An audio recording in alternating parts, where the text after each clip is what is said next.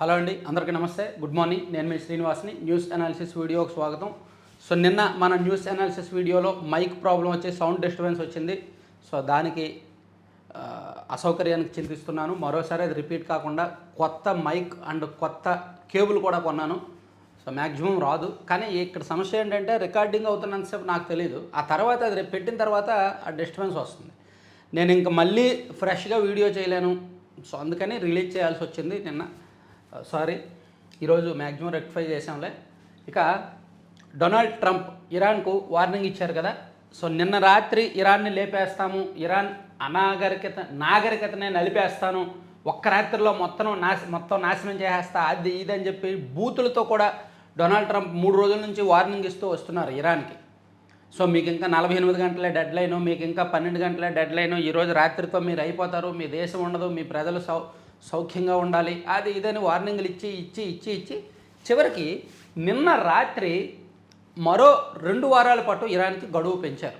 Actually ఈ వార్త ఏది మీ నాగరికతను నలిపేస్తా, ఒక్క రాత్రిలో నాశనం చేస్తా అనేది నిన్న పొద్దున్నది. అది ఇక్కడ బ్రేకింగ్ చేశారు, నిన్న సాయంత్రం వరకు ఉన్నది. కానీ యాక్చువల్లీ మరో వార్నింగ్ కూడా ఇచ్చారు.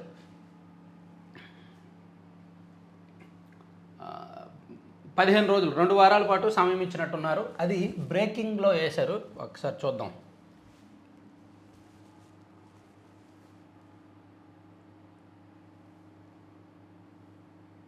ఇరాన్కు ట్రంప్ మరో 2 వారాల గడువు. ఇదిగోండి, హర్ముజ్ జలసంధిని తెరిచేందుకు ఇరాన్కు అమెరికా అధ్యక్షుడు ట్రంప్ మరో 2 వారాల గడువు ఇచ్చారు. గడువు పొడిగించాలన్న పాక్ ప్రధాని షరీఫ్ ప్రతిపాదన ట్రంప్ అంగీకరించి ఈ మేరకు నిర్ణయం తీసుకున్నారు. ఇరాన్పై దాడిని తాత్కాలికంగా విరమించుకున్నట్టు తెలిపారు. ఈ విషయాన్ని ట్రూత్ సోషల్ వేదికగా వెల్లడించారు.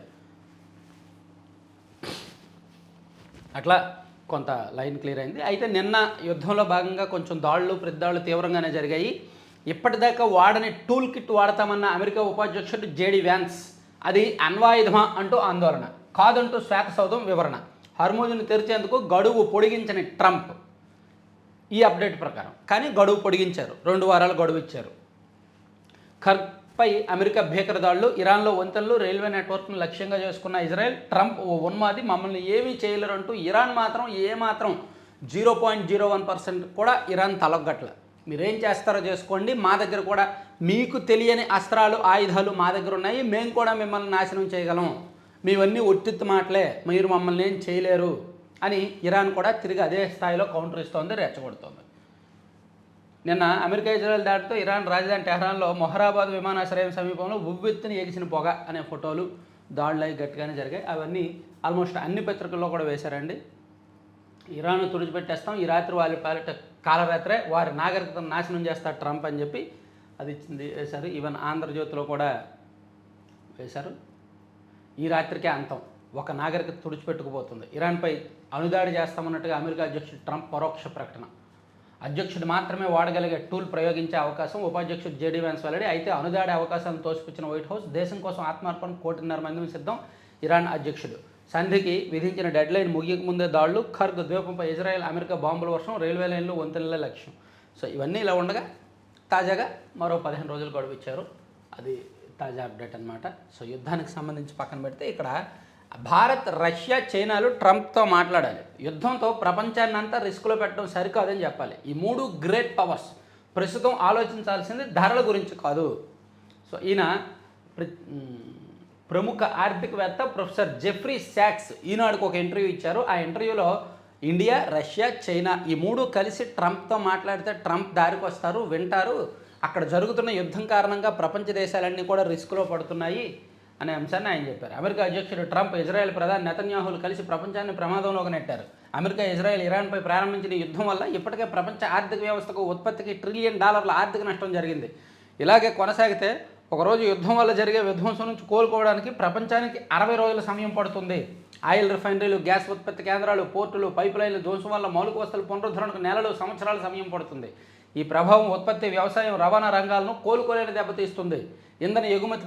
ఇంధన దిగుమతిపై ఆధారపడిన భారత్ లాంటి దేశాలు భారీ కష్టనష్టాలను ఎదుర్కోవాల్సి ఉంటుంది అని ప్రముఖ ఆర్థికవేత్త, అమెరికాలోని కొలంబియా విశ్వవిద్యాలయంలో ఎకనామిక్స్ ప్రొఫెసర్ జెఫ్రీ శాక్స్ అన్నారు. సో ఆయన ఈనాడుకి ప్రత్యేక ఇంటర్వ్యూ ఇచ్చారు, అది రాసుకొచ్చారు. ఇక మామ ఇంటి నుంచి మన నేల తల్లి ఇలా. సో ఒరాయన్ వ్యోమనౌక కిటికీ నుంచి ఆర్టమిస్ 2 వ్యోమగాములు తీసిన చిత్రం ఇది. ఇందులో పాక్షికంగా చంద్రుడి మాటును దాగిన భూమిని చూడవచ్చు. ఇదిగోండి, ఇది చంద్రుడు, ఇది భూమి. మనం చంద్రుడిని నెలవంక రూపంలో చూస్తుంటాం. మన భూమి నుంచి చంద్రుడిని చూసినప్పుడు నెలవంక రూపంలో, అమావాస్యకు 3 రోజుల తర్వాత నెలవంక రూపంలో కనిపిస్తుంది. చూడండి, చంద్రుడి నుంచి భూమి కూడా అలాగే కనిపిస్తోంది. యాక్చువల్లీ గుండ్రంగా కనిపించాలి కదా, కానీ ఇట్లా కనిపిస్తోంది. అదే అక్కడ ప్రత్యేకత. ఇక 31 సంస్థలు 39,436 కోట్లు ఎస్ఐపిబి సమావేశంలో పెట్టుబడులకు ఆమోదం. పునరుత్పాదక విద్యుత్ పూర్తిగా వినియోగించాలి, ఇతర రాష్ట్రాలకు సరఫరా చేసేలా ట్రాన్స్మిషన్ లైన్లు, వ్యవసాయ ఆక్వా వ్యర్థాలతో ఉప ఉత్పత్తులు సృష్టించాలి, ఎలక్ట్రానిక్స్పై ప్రత్యేక దృష్టి పెట్టాలి సీఎం చంద్రబాబు. నిన్న రాష్ట్ర పెట్టుబడులు ప్రోత్సాహక మండలి ఎస్ఐపిబి స్టేట్ ఇన్వెస్ట్మెంట్ బోర్డు ఒక సమావేశమై రాష్ట్రంలో ఉత్పత్తి అయ్యే సౌర విద్యుత్ను పూర్తిగా వినియోగించుకోవడంపై దృష్టి సారించాలని సీఎం చంద్రబాబు అధికారులను నిర్దేశించారు. రాయలసీమ జిల్లాల్లో భారీ ఎత్తున పునరుత్పాదక ప్రాజెక్టుల ఏర్పాటుకు అవకాశం ఉందన్నారు. సచివాలయంలో మంగళవారం రాష్ట్ర పెట్టుబడులు ప్రోత్సాహక మండలి ఎస్ఐపిబి 16వ సమావేశం అంటండి. కూటమి ప్రభుత్వం అధికారంలోకి వచ్చాక ఇది 16వ సమావేశం. ఇందులో 31 సంస్థలకు సంబంధించి 39,436 కోట్ల పెట్టుబడులను ఆమోదించారంట. 22 నెలల్లో 20.74 లక్షల కోట్లు. సో మొత్తం ఇప్పటి వరకు కూటమి ప్రభుత్వం అధికారంలోకి వచ్చిన 22 నెలల్లో 20.74 లక్షల కోట్ల పెట్టుబడులు ఆమోదించినట్టుగా చెప్పారు. మీకు తెలిసే ఉంటుంది, మన మ్యాగజైన్ చదివే వాళ్ళకి మొత్తం ఈ ఎస్ఐపిబి సమావేశాలకు సంబంధించి ఒక క్లియర్ కట్ స్టోరీ ఒకటి రాసాం ఈ నెలలోనే, అదే మార్చి నెల మ్యాగజైన్లో రాసాం. సో ఈ ఎస్ఐపిబి సమావేశాలు ఏంటి, దాని ప్రత్యేకతలు ఏంటి, ఎంత ఏ సమావేశంలో ఎంతెంత పెట్టుబడులు ఆమోదించారు, అదంతా కూడా రాసుకొచ్చామన్నమాట. ఇక నీరు ఎక్కడుంటే అక్కడే అభివృద్ధి, జల సంరక్షణకు కట్టుబడి సాగుదాం, ప్రజల్లో చైతన్యం కలిగించేందుకు కృషి చేద్దాం. ఉప ముఖ్యమంత్రి పవన్ కళ్యాణ్, నీరు ఎక్కడ ఉంటే అక్కడ అభివృద్ధి ఉంటుంది, ప్రజల జీవన స్థితిగతులు మెరుగు అవ్వడానికి గోదావరి, కృష్ణా, పెన్నా, వంశధార వంటి నదులే ఆధారం. నీటి వనరులను కాపాడుకోవాల్సిన పెద్ద సవాల్ను మన ముందు ఉంది. క్రమంగా తగ్గుతున్న భూగర్భ జలాలను కాపాడుకోవాలి, దీనిపై ప్రతి ఒక్కరిలో చైతన్యం తీసుకురావాలని ఉప ముఖ్యమంత్రి పవన్ కళ్యాణ్ చెప్తూ ఇప్పుడు 100 రోజులు కార్యాచరణ సిద్ధమై 100 రోజుల పాటు నీరుని సంరక్షించే కార్యక్రమాలు జరుగుతున్నాయి. దానిలో భాగంగా పవన్ కళ్యాణ్ గారు మాట్లాడారు. ఇక మంచుకొస్తున్న సూపర్ ఎల్నినో అంటండి, మనకు కరువు రావచ్చు, భూమిపై అత్యంత శక్తివంతమైన ఎల్నినో ఈ ఏడాదిలో ఏర్పడవచ్చని శాస్త్రవేత్తలు హెచ్చరించారు. దీన్ని సూపర్ ఎల్నినోగా వారు అభివర్ణిస్తున్నారు. ఇది జూన్ నుంచి ప్రారంభం కావచ్చని అంచనా వేస్తున్నారు. దీనివల్ల ప్రపంచవ్యాప్తంగా వాతావరణ పరిస్థితులు మారిపోతాయని, ఉష్ణోగ్రతలు భారీగా పెరగొచ్చని, ఋతుపవనాలు అసాధారణంగా ఉండొచ్చని భావిస్తున్నారు. మే నెలలో ఎల్నినో ఏర్పడుతుందని, ఆగస్టు నాటికి బలపడుతుందని European centre for medium range weather forecast అంచనా వేసింది. ఆగస్టులో సూపర్ ఎల్నినో ఏర్పడే అవకాశం 22% ఉందని, స్ట్రాంగ్ ఎల్నినో ఏర్పడడానికి 80%, ఒక మోస్తారు ఎల్నినో ఏర్పడేందుకు 98% అవకాశాలు ఉన్నాయని అభిప్రాయపడ్డారట. సో ఉష్ణోగ్రతలు ఆకస్మికంగా పెరగడం, ఋతుపవనాల ప్రభావం విపరీతంగా ఉండడం, విపరీతంగా వర్షాలు కురుస్తాయి, విపరీతంగా ఎండలెక్కేస్తాయి, అసలు వాతావరణం మనం తట్టుకోలేని విధంగా మారిపోద్ది. సో దానికి జూన్ నుంచి ఆగస్టు మధ్యలో మన దేశంలో కూడా ఉండొచ్చు అనేది అంచనా వేస్తున్నారు. ఇంకా 6 ఏళ్ల సర్వీసు, అంతులేని అవినీతి. మన విజయశాంతి రెడ్డి గారు అంటున్నానంటే ఆమె పేరేంటి, శాంతి, దేవాదాయ శాఖలో ఏసీగా పనిచేశారు ఆమె, తెలుసు కదా. వైఎస్ఆర్ కాంగ్రెస్ పార్టీ అధికారంలో ఉన్నప్పుడు విజయసాయి రెడ్డి గారితో అత్యంత సన్నిహితురాలుగా ఉండేవారు ఆమె. సో ఆమె సన్నిహితులకు ఉద్యోగాలు ఇప్పించడం అండ్ చాలా ఆ శాఖలో చక్రం తిప్పడం, తద్వారా ఆమె భారీగా ఆస్తులు పోగేశారంటండి. 76 గ్రాములు బంగారు ఆభరణాలు ఉన్నాయంట. ఇంట్లో గుర్తించిన బంగారు ఆభరణాలు 700 గ్రాములు ఉన్నాయంట. నిందితురాలు అంటే శాంతి దగ్గర 76 గ్రాములు ఉంటాయి, ఇంట్లో 700 గ్రాములు అంట. వెండి వస్తువులు అమ్మో దగ్గర 3 కేజీలు అండి, 2,963 గ్రాములు వెండి అంట. నగదు 1.13 లక్షలు, గృహోపకరణాల విలువ 6.52 లక్షలు. విశాఖపట్నం శివారు ఎండాళ్ళలో ఒక ఫ్లాటు, తాడేపల్లిలో, కంచనపల్లిలో ఒక విల్లా, బ్యాంకు ఖాతాలో 2.84 లక్షలు, Volkswagen Polo car, Vespa motorcycle, electronic పరికరాలు, 3 మొబైళ్ళు, ఒక యాపిల్ మ్యాక్బుక్ ఎయిర్ ఇవన్నీ ఉన్నాయంట. సో వీటిపై లెక్కలు చూపిస్తే, ఆధారాలు చూపిస్తే ఎలా కొన్నారనేది వదిలేస్తారు. లేకపోతే అవన్నీ అవినీతి అక్రమ మార్గాల ద్వారా సంపాదించినట్టు కాబట్టి కేసు పెడతారు. ఇక అమరావతికి చట్టబద్ధత, న్యాయదావతకు అభినందన హారతి. హైకోర్టు వద్ద ఘనంగా కృతజ్ఞత విజయోత్సవ సభ. అమరావతికి చట్టబద్ధత లభించిన నేపథ్యంలో రాజధాని పరిరక్షణ సమితి, ఐక్య కార్యాచరణ సమితి, న్యాయ విభాగం హైకోర్టు సమీపంలో మంగళవారం కృతజ్ఞత విజయోత్సవ సభను ఘనంగా నిర్వహించాయి. రాజధాని రైతులు, మహిళా రైతులు, న్యాయవాదులు, పలువురు ప్రముఖులు, న్యాయమూర్తుల బంగ్లా సముదాయం వద్ద ఏర్పాటు చేసిన సభా ప్రాంగణం నుంచి కాలినడకన ర్యాలీగా హైకోర్టు పరిసరాల్లోని జాతీయ జెండా వద్దకు చేరుకొని న్యాయదావతకు కొబ్బరికాయలు కొట్టి హారతలు ఇచ్చారు. అమరావతి కోసం భూములు ఇచ్చిన రైతుల హక్కులు కాపాడినందుకు హైకోర్టుకు చేతులెత్తి మొక్కారు.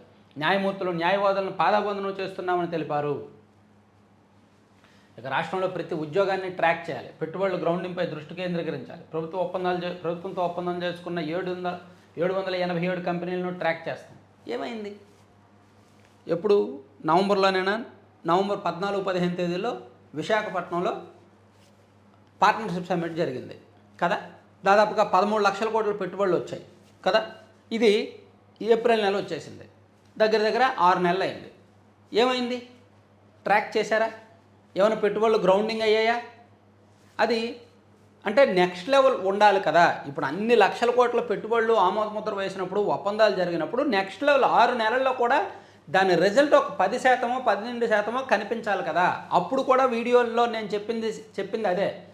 పెట్టుబడులు ఇట్లా ఒప్పందాలు జరగడం ఈజీనే, కానీ గ్రౌండింగ్కే కాలయాపన ఎక్కువ చేస్తుంటారు, తత్సారం జరుగుద్దని చెప్పాం కదా. ఇప్పుడు అదే జరుగుతోంది. ప్రభుత్వంతో ఒప్పందాలు చేసుకున్న సంస్థలు 13 లక్షల కోట్ల పెట్టుబడుల్లో భాగంగా ఈ 6 నెలల్లో ఏమీ ఒక 10% కూడా గ్రౌండింగ్ అవ్వలేదు. విజయవాడ యువకుడికి జాతీయ అవార్డు. తితిదే ఎస్వి అన్నప్రసాదం ట్రస్టుకు 2 ఏళ్లలో భారీగా విరాళాలు. శ్రీ వెంకటేశ్వర దర్శనానికి వచ్చే భక్తులకు ఇబ్బంది లేకుండా తితిదే రోజు లక్షల మందికి అన్నప్రసాదాలను అందిస్తోంది. వైకాపా హయాంలో క్యూ లైన్లో భక్తులకు దర్శనం చేసుకున్న వారికి కనీసం అన్నప్రసాదాలు అందేవి కాదు. కూటమి ప్రభుత్వం ఏర్పడగానే సీఎం చంద్రబాబు తిరుమల నుంచి ప్రక్షాళన ప్రారంభించడంతో భక్తుల నుంచి విశేష స్పందన లభిస్తోంది. సో మొత్తమే శ్రీ వెంకటేశ్వర స్వామి అన్నప్రసాదం ట్రస్టుకు భారీగా విరాళాలు అందిస్తున్నారంట. 2023-24లో 1853 కోట్ల విరాళాలు రాగా 24-25లో 2126 కోట్లు. ఈ సంవత్సరం 2025-26లో 2553 కోట్లు విరాళాలు వచ్చాయంట. సో ఇది చెప్పుకొచ్చారు. తర్వాత యూకే కోర్టు వ్యాఖ్యలపై హైకోర్టు తీవ్ర అభ్యంతరం. వలసవాద మనస్తత్వాన్ని ప్రతిబింబిస్తున్న ఆక్షేపణ. హెవియన్ కార్పస్ పిటిషన్. మన న్యాయస్థానాలను విదేశీ కోర్టులు ఇచ్చే ఉత్తర్వులు ప్రభావితం చేయలేవని హైకోర్టు స్పష్టం చేసింది. సాధ్యమైనంత త్వరగా స్థానిక ఎన్నికలంట. చివరి దశలో బీసీ జనాభా లెక్కింపు ప్రక్రియ హైకోర్టుకు నివేదించిన ఏజీ. సో సాధ్యమైనంత త్వరగా రాష్ట్రంలో స్థానిక సంస్థల ఎన్నికలు నిర్వహించడానికి ప్రభుత్వం సిద్ధమవుతోంది. రాష్ట్ర ఎన్నికల కమిషనర్ నియామకాన్ని వారం రోజుల్లో చేపట్టి చూస్తారంటండి. సో ఈ కీలకమైన అంశాలను ఈవెన్ ఆంధ్రజ్యోతిలో కూడా వేశారు. త్వరలోనే స్థానిక ఎన్నికలు, ఆ దిశగా ప్రభుత్వ ఆలోచన. వారంలో ఎస్ఈసీ నియామకం. గవర్నర్కు చేరిన ఫైలు. బీసీ జనాభా లెక్క 10 రోజుల్లో పూర్తి. మరిన్ని వివరాలతో అఫిడవిట్ వేస్తాం. విషయాలన్నీ పరిగణలోకి తీసుకోండి. సో నిమ్మగడ్డ రమేష్ కుమార్ గారు గతంలో వైసీపీ అధికారంలో ఉన్నప్పుడు స్థానిక ఎస్ఈసీగా ఉన్నారు. ఆయన తర్వాత నీలం సాహ్ని గారు వచ్చారు. నీలం సాహ్ని గారు వైసీపీకి అనుకూలమని పేరుంది కదా. సో అందుకని ఆమె ఉన్నప్పుడు నిర్వహించడం ఎందుకులే అని చెప్పి ఆపేశారు. ఆమె మొన్న మార్చి 31వ తేదీతో పదవి విరమణ చేశారు, ఉద్యోగ విరమణ. ఇప్పుడు ఆమె స్థానంలో కొత్త ఎస్ఈసీ రాబోతున్నారు. ఆ తర్వాత స్థానిక ఎన్నికలకు వెళ్ళాలనేది ప్రభుత్వ ఆలోచన అన్నమాట. సౌర విద్యుత్ కేంద్రంగా రాయలసీమని ఎస్ఐపిబి మీటింగ్ను, అలాగే భూగర్భ జలాలను కాపాడుకుందామని పవన్ కళ్యాణ్ గారి అంశాన్ని, అలాగే దేవాదాయ శాఖ ఏసీ శాంతి అరెస్ట్ అయ్యారు. అక్రమాస్తుల కేసులో ఏసీబీ కేసు, 3 చోట్ల సోదాలు, భారీగా ఆస్తుల గుర్తింపు, వైసీపీ నేత అండతో నాడు కీలక పోస్టులు, ఆదాయం బాగున్న గుళ్లకు ఈవోగా ఛాన్సు, 4 ఏళ్ల సర్వీస్లోనే కోట్లలో అర్జన. ఆదాయం ఎక్కడ బాగుంటే ఆ టెంపుల్స్కి ఆమె ఈవోగా వెళ్ళారంట. వెళ్ళి 4 ఏళ్ల సర్వీస్లోనే కోట్లలో ఆర్జించారు.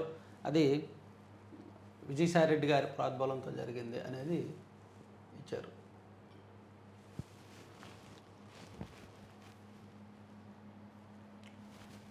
నెక్స్ట్ వేరే అంశాలు చూసుకుంటే, అగ్నిమాపక శాఖను ఆదర్శంగా తీర్చిదిద్దుతాం. 33 కోట్లతో అత్యాధునిక వాహనాలు, బోట్లు, పరికరాలు. జెండా ఊపి ప్రారంభించిన ముఖ్యమంత్రి చంద్రబాబు. సో అగ్నిమాపక శాఖకు కొత్త వాహనాలు వచ్చాయండి. ఇవి వేగంగా దూసుకెళ్తాయి. ఎక్కడ ప్రమాదం జరిగినా అవి చాలా వేగంగా దూసుకెళ్ళి కంట్రోల్ చేస్తాయి అనేది 33 కోట్లతో కొత్తవి ఇచ్చారు. సో వాటిని నిన్న ప్రారంభించారు. తర్వాత మరోసారి సామూహిక గృహప్రవేశాలు చేస్తారంట. గృహ నిర్మాణ శాఖ చర్యలు చేపట్టాలి. విద్యుత్ తీగల వల్ల ప్రమాదాలు జరగకూడదు. ఆర్టీజీఎస్ నుంచి వివిధ శాఖల పనితీరును సమీక్షించి సీఎం చంద్రబాబు. ప్రభుత్వం ప్రతిష్టాత్మకంగా తీసుకున్న పథకాలు కార్యక్రమాలను పక్కాగా ప్రణాళికలతో అమలు చేయాలని సీఎం చంద్రబాబు పేర్కొన్నారు. ప్రభుత్వ పథకాలను ప్రజలకు చేరువ చేయడంతో పాటు సంతృప్తి కలిగించే రీతిలో సేవలు అందించినప్పుడు. సో ఈ మధ్య ఒక 2.5 లక్షల ఇళ్ల గృహప్రవేశాలు జరిగాయి కదా. మళ్ళీ అతి త్వరలోనే మరో 5 లక్షల ఇళ్ల నిర్మాణాన్ని పూర్తి చేసి గృహప్రవేశాలు నిర్వహించాలని సీఎం గారు చెప్పారు. వేగంగా వెళ్తాయి, మంటలను ఆర్పేస్తాయి. ఇవే కొత్త వెహికల్స్. ఇవే క్విక్ రెస్పాన్స్ ఫైర్ ఫైటింగ్ వాహనాలు, అడ్వాన్స్డ్ ఫైర్ వాటర్ టెండర్లు అండ్ అగ్నిమాపక శాఖ నూతన వాహనాల ప్రారంభం సందర్భంగా అమరావతి పేరు గ్రౌండ్లో లైఫ్ బోట్లు, కొత్త వాహనాలు. సో ఇవి 33 కోట్లతో ఇవన్నీ కొత్తగా వచ్చాయి. వీటిని నిన్న సీఎం గారు ప్రారంభించారు. ఇక అమరావతిలో అనుమతి లేకుండా సీట్ల స్థానంలో బెర్తులు, gas cylinder, lithium ion cell phone బ్యాటరీలు రవాణా, అగ్ని ప్రమాద నివారణ యంత్రాలు ఏవీ లేవు, నిర్లక్ష్యంగా నడిపిన డ్రైవర్. కర్నూలు బస్సు ప్రమాదంపై ఆస్కీ నివేదిక. Administrative staff college of India అని ఆస్కీ ఒకటి ఉంది. వాళ్ళు ఈ కర్నూలులో జరిగిన బస్సు ప్రమాదం ఉంది కదా, దాన్ని స్టడీ చేసి ఒక రిపోర్ట్ ఇచ్చారు ప్రభుత్వానికి. సో అది జరిగిన తర్వాత మార్కాపురం ప్రమాదం కూడా జరిగింది అదే స్థాయిలో. అక్కడ కూడా స్లీపర్ క్లాసులు ఉన్న కారణంగా, అనుమతి లేకుండా స్లీపర్లు ఉన్న కారణంగానే ప్రమాదం జరిగింది. సో కేవలం సీట్ల బస్సుగా నడిచేందుకు మాత్రమే అనుమతి ఉంది. కానీ 53 సీట్లు తొలగించి వాటి స్థానంలో 43 స్లీపర్ బస్సులు ఏర్పాటు చేసుకున్నారు. డ్రైవర్ వేగంగా నిర్లక్ష్యంగా బస్సు నడిపారు. ఉల్లంఘనలు ఉన్నా సరే రవాణా శాఖ అధికారులు గుర్తించలేదు. ఫలితంగా 19 మంది ప్రయాణికులు సజీవ దహనమయ్యారు. మార్కాపురంలో పరిస్థితి కూడా అంతేగా. డొక్కు బస్సు, అనుమతులు లేవు, డ్రైవర్ నిర్లక్ష్యంగా నడిపారు. డ్రైవర్ బస్సు బాగోలేదని వెళ్ళిపోతే ఆ యజమానే వచ్చి డ్రైవర్ సీట్లో కూర్చొని బస్సు నడిపేసి టిప్పర్ను గుద్దేశాడు. ఇది జరిగిన 4 నెలల్లో మళ్ళీ మార్కాపురంలో జరిగింది. దీన్ని ఏమనాలి? రవాణా శాఖ అధికారులు ప్యూర్ నిర్లక్ష్యం. ఈ ప్రాణాలన్నీ పోవడానికి రవాణా శాఖ అధికారులే కారణం. ఎందుకంటే ఒకసారి జరిగితే తప్పు, రెండోసారి అదే జరిగింది అంటే అవినీతి, లంచం కారణంగానే. సో అందుకే మార్కాపురం ప్రమాదాన్ని మనం దీన్ని తేలిగ్గా తీసుకున్న, మార్కాపురం ప్రమాదం వెనక మాత్రం తేలిగ్గా తీసుకోకూడదు. అవసరమైతే స్లీపర్ బస్సులు రద్దు. దీనిపై కేంద్రాన్ని సంప్రదించాం. మంత్రి రాంప్రసాద్ రెడ్డి వెల్లడి. ఓకే,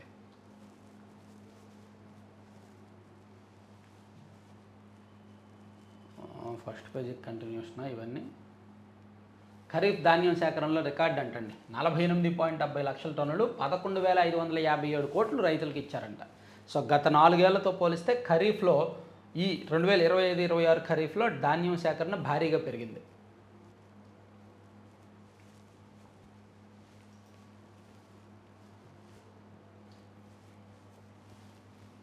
సరే, ఇది పక్కన పెడితే ఈనాళ్ళు అయిపోయినాయి. సాక్షి చూసుకుంటే, సాక్షిలో బాబుకు బాక డిపిటీలో వాటా, అమరావతి ముసుగులో దోచుకో పంచుకో తినుకో అని ఈనాడు కిరణ్ గారి వియ్యంకుడు కంపెనీ ఆర్వీఆర్ ప్రాజెక్ట్స్కు పలు కాంట్రాక్టులతో భారీ లబ్ధి. నిజమేనండి, ఇది నేను చెప్పడానికి మేబీ చాలామంది మనోభావాలు దెబ్బతినొచ్చు. మీకు అర్థమైందో లేదో, గతంలో ఈనాడుకి ఇప్పుడు ఈనాడుకి చాలా తేడా ఉంది.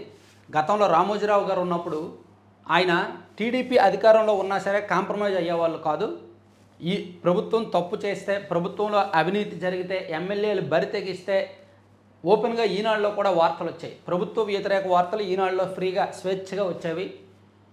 అంటే ప్రభుత్వం దారి తప్పితే మనం రాయాలి, ప్రజల పక్షాన నిలవాలి, న్యూట్రల్గా ఉండాలి అని అనుకునేవాళ్ళు. ఓన్లీ ఎన్నికల టైంలో మాత్రమే టీడీపీ స్టాండ్ తీసుకునేది ఈనాడు గతంలో. కానీ ఇప్పుడు టీడీపీ అధికారంలో తప్పులున్నా, లోపాలు జరుగుతున్నా, అవినీతి జరుగుతున్నా, ఎమ్మెల్యేలు బరి తెగిస్తున్నా ఈనాడులో వార్తలు రావట్లా. ఈనాడులో భజన వార్తలే వస్తున్నాయి. ఇప్పటికీ వైసీపీ వ్యతిరేక వార్తలు బీభత్సంగా వస్తున్నాయి. దానికి కారణం ఏంటంటే, గతంలో ఈనాడు ఎప్పుడు ప్రభుత్వం నుంచి ప్రత్యక్షంగా లబ్ధి పొందలేదు. కానీ ఫస్ట్ టైం ఈనాడు వియ్యంకుడు ఈనాడు ఎండి కిరణ్ గారి వియ్యంకుడు కంపెనీ ఆర్వీఆర్ ప్రాజెక్ట్స్కు అమరావతిలో కొన్ని పనులు జరుగుతున్నమాట వాస్తవమే. అది సాక్షిలో హైలైట్ చేశారు. ఇది నిజమే. అలాగే మరో చోట పోర్టు నిర్మాణ పనులు కూడా ఈ కిరణ్ గారి వియ్యంకుడికే ఇచ్చారన్నమాట. సో అందుకని ఇంకా కాంప్రమైజ్ అవుతున్నారు. ఇంకా 1000 కోట్ల కాంట్రాక్టులు ప్రభుత్వం నుంచి వస్తున్నప్పుడు మరి కాంప్రమైజ్ అవుతారుగా. అదే ప్రభుత్వం నుంచి కాంట్రాక్టులు పొంది అదే ప్రభుత్వాన్ని విమర్శిస్తూ వార్తలు రాస్తామంటే ఎట్లా? అందుకే ఈనాడు స్టాండ్ మారిపోయింది. రామోజీరావు గారితో పాటు ఈనాడులో విలువలు కూడా పోయాయి. ఈనాడు కూడా పూర్తి ఏకపక్ష పత్రికగా మారిపోయిందనేది నిజం. అందుకే సాక్షిలో వచ్చిన ఈ వార్తలో మేబీ దోచుకో పంచుకో తినుకోలో వీళ్ళు ఎంత అవినీతి చేస్తున్నారు, ఎంత తింటున్నారు అనేది నేను చెప్పను, కానీ అమరావతిలో కాంట్రాక్టులు వచ్చిన మాట అయితే వాస్తవం. అమరావతిలో 13 సాగునీటి ప్రాజెక్టులను 4 ప్యాకేజీలతో 6,859.95 కోట్ల పనులు పొందారు. మొబిలైజేషన్ అడ్వాన్స్ రూపంలోనే ఏకంగా 685.99 కోట్లు చెల్లింపులు వాస్తవం. సో అందుకే వీళ్ళు ఇలా భజన చేస్తున్నారని రాశారు. అలాగని కాదు, కానీ సరే అది పక్కన పెడితే మావిగన్ అనేది జనం కూడా యాక్సెప్ట్ చేయట్లేదులే, అందుకే ఈనాడు వాళ్ళు కూడా రాస్తున్నారు. అది కూడా మనం మాట్లాడుకోవాలి. ఇక చంద్రబాబు సర్కారు మళ్ళీ అప్పు ఈ మంగళవారం 4,400 కోట్లు అప్పు చేశారంట. మొత్తం మీద 23 నెలల్లో 3,52,055 కోట్లు అప్పు చేశారంటండి. ఇది 3,52,000 కరెక్ట్ కాదు, 2,60,000 ఉంటుంది. 2,60,000 కోట్ల వరకు అప్పు చేశారు. అంటే కూటమి ప్రభుత్వం వచ్చాక కూడా అప్పులు భారీ. ఏమండి 23 నెలల్లో 2,60,000 కోట్లు అప్పు అంటే మామూలు విషయం కాదుగా. నెలకు సుమారుగా యావరేజ్గా 11,000 12,000 కోట్లు అప్పు చేస్తున్నట్టేగా. ఏం జరుగుతుంది ఇదంతా? సో అప్పు అయితే భారీగానే ఉంది. వీరు కొంచెం ఎక్కువ లెక్కలు వేశారంతే. ఇక రాధాకృష్ణ కబడ్దారు, ఒళ్ళు దగ్గర పెట్టుకుని రాతలు రాయండి. మహిళలను కించపరిచిన రాధాకృష్ణ వ్యాఖ్యలపై నిరసనాగ్రహం. ఏబిఎన్ ఆంధ్రజ్యోతి చెత్త పలుకుపోయి వైఎస్ఆర్సీపీ శ్రేణులు కన్నెర్ర. హైదరాబాద్లో ఏబిఎన్ కార్యాలయం ఎదుట శాంతియుత నిరసన. శాంతియుత అంటే శాంతియ గుర్తొస్తుంది. ఏసీబీ తనిఖీల్లో వీళ్ళు శాంతియుత అంటారు. సరే, ఇవి సాక్షిలో. నెక్స్ట్ పేజీకి వెళ్దాం. ఏబిఎన్ ఆఫీసుల ముందు రాష్ట్ర వ్యాప్తంగా ఎక్కడికక్కడ ధర్నాలు చేశారు కదా. ఏది పత్రికల్లో వచ్చిన వార్తలకు ధర్నాలు చేస్తే సాక్షి ఆఫీస్ ముందు టీడీపీ వాళ్ళు రోజు ధర్నాలు చేయాలి తెలుసా.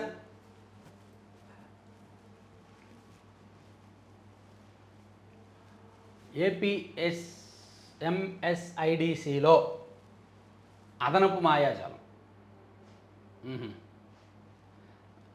ఏపీ వైద్య సేవలు మౌలిక సదుపాయాల అభివృద్ధి సంస్థలో అరాచకాలు చోటు. ఇందులో భారీగా కరప్షన్కు ఛాన్స్ ఉండేది ఇదేనండి. ఇందులో హాస్పిటల్లో నియామకాలు, బెడ్లు, చిన్న చిన్న సర్జికల్ పరికరాలు అవన్నీ టెండర్లు ఇవ్వచ్చు. సో ఇందులో చాలా జరుగుతాయి, చాలా అవినీతి జరిగే అవకాశం ఉంది దీనిలో. సో జరుగుతుందంట, అదే రాశారు.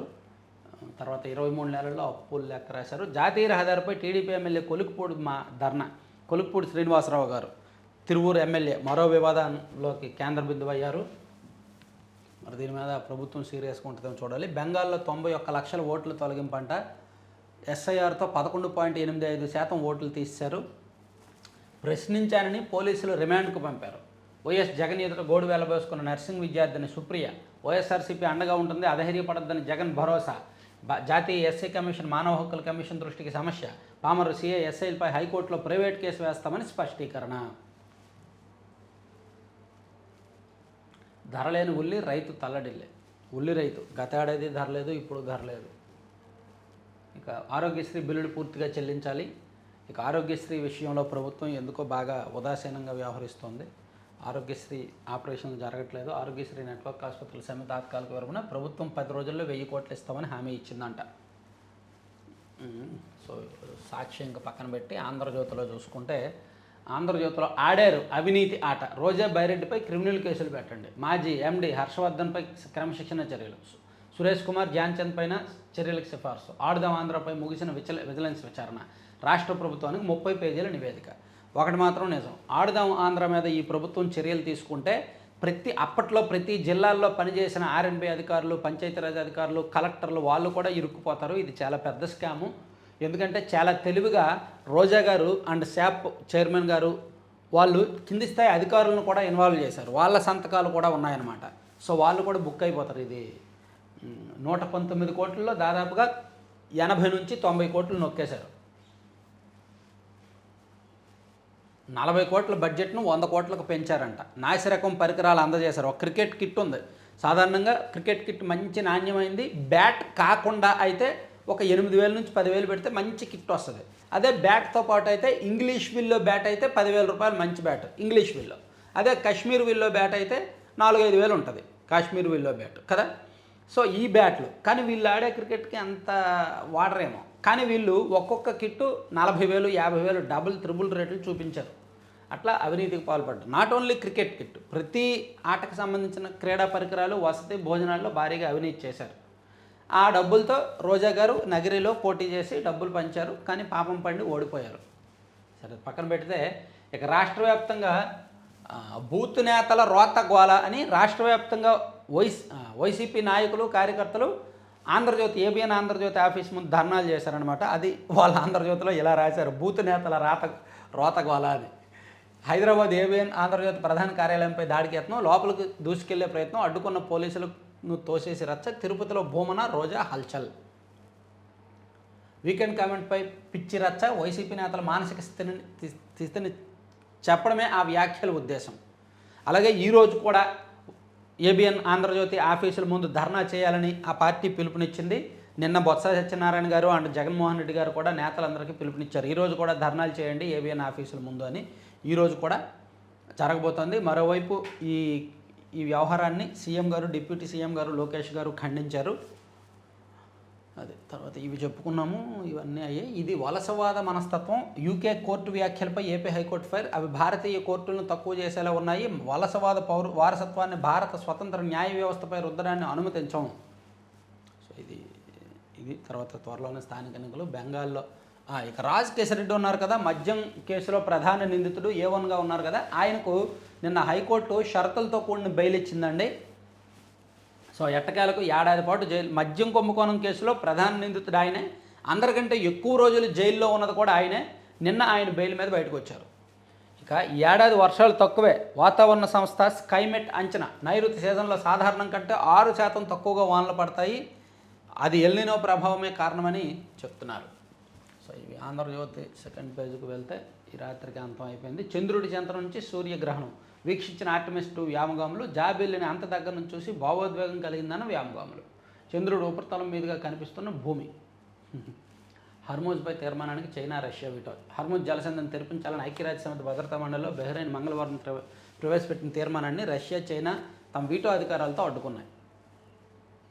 కోమాలో ముజ్తబా ఖమేని, తీవ్ర విషమంగా ఆరోగ్య పరిస్థితి, నిర్ణయాలు తీసుకోలేని స్థితిలో సుప్రీం లీడర్, కోమ్లోని ఆసుపత్రిలో చికిత్స.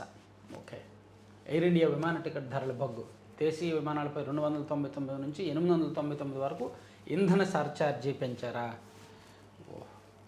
మహిళలను నెలలో 3 రోజులు అస్పృశ్యులుగా చూడరాదు, శబరిమల కేసు విచారణ సందర్భంగా జస్టిస్ నాగరత్న వ్యాఖ్యలు. ఒక మహిళను నెలకు 3 రోజుల పాటు అంటరాని వ్యక్తిగా పరిగణించకూడదని సుప్రీంకోర్టు న్యాయమూర్తి జస్టిస్ బివి నాగరత్న స్పష్టం చేశారు. ఇప్పటికీ కూడా నెలలో ఆ 3 రోజులు వచ్చిందంటే ఇప్పటికీ ఉత్తరాంధ్ర అటు సైడ్ అయితే ఇంటి బయటే ఉంచుతారు, అదొకేదో అంటుగానే చూస్తారు. మహిళలే, ఆ సమస్య నుంచి బయటపడ్డ మహిళలే అలా చూస్తుంటారు, కోడళ్ళని పిల్లల్ని బయటే ఉంచుతుంటారు. అది నాగరికత అనాగరికతో ఏంటో చెప్పలేం. ఇక ఆర్మీ అమ్ముల పొదిలోకి ఆత్మహత్య డ్రోన్లు అంట. సో ఇవన్నీ ఆంధ్రజ్యోతిలో అంశాలు. ఆంధ్రప్రభలో చూసుకుంటే చివరిగా ఇరాన్ నాగరికత ఈ రాత్రికి అంతం అయిపోయిందిలే, రాత్రి అయిపోయింది, మళ్ళీ పొడిగించారులే. ఇక సీమ కేంద్రంగా సౌరభాలు ఇందాక చెప్పుకున్నాం. పాఠ్యాంశాల నవీకరణ, కళాశాల విద్య ఓరియంటేషన్, ఉచిత ఇళ్ల స్థలాల పంపిణీ వేగవంతం, విద్యుత్ తీగల ప్రమాదాల నియంత్రణ, ఆర్టీజీఎస్ నుంచి సీఎం సమీక్ష. ఇక ఆధ్యాత్మిక వైభవం ద్విగుణీకృతం, సీఎం చంద్రబాబు మార్గదర్శకంలో అధికారుల అడుగులు, ధర్మ పరిరక్షణ ధ్యేయంగా చర్యలకు ఉపక్రమించిన మౌనముని, సీఎం ఆకాంక్షలకు అనుగుణంగా ముద్దాడు రవిచంద్ర ప్రణాళికలు. ఏదో భజన వార్త రాశారండి టీటీడీకి సంబంధించా ఏంటిది. ఓకే. మద్యం మత్తులో భార్య, ఇంట్లోనే మృతదేహంతో 2 రోజులు గడిపిన భర్త, దుర్వాసన రావడంతో పోలీసులకు సమాచారం. ఇక కాలంగిరి శాంతి అరెస్ట్. కాలంగిరి, ఆవిడ ఇంటి పేరు ఇప్పుడు వరకు ఎవరికీ తెలియదు. ఆవిడ విజయసాయిరెడ్డి గారి శాంతి అని అంటారు అందరూ, విజయశాంతి రెడ్డి అంటారు. తీరా ఆవిడ పేరంట కాలంగిరి శాంతి అంట. ఆంధ్రప్రభలో రాస్తే తెలిసింది.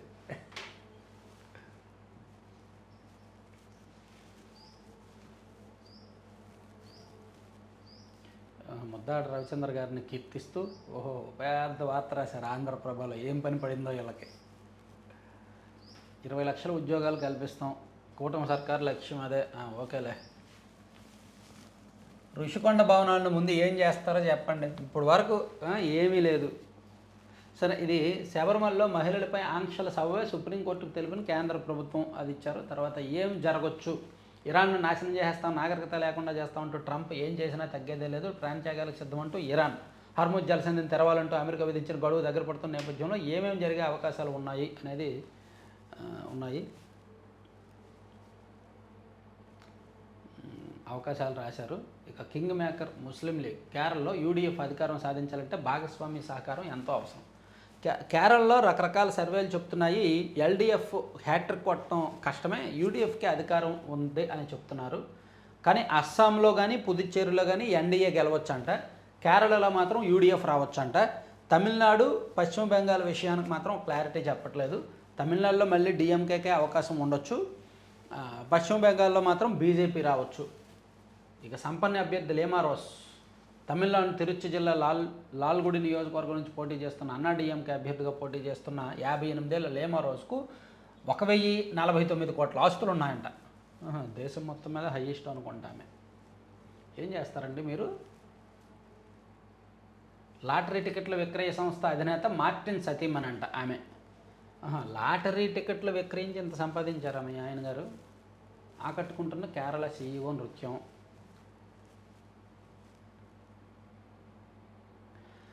ఓకే, ఇవ్వండి అన్ని పత్రికల్లో వచ్చిన కీలకమైన అంశాలు. చివరి వరకు చూసిన ప్రతి ఒక్కరికి ధన్యవాదాలు. Thank you very much. మీ మిత్రులందరికీ వీడియో లింక్ షేర్ చేయండి, సబ్స్క్రైబ్ చేసుకోమని చెప్పండి. Thank you.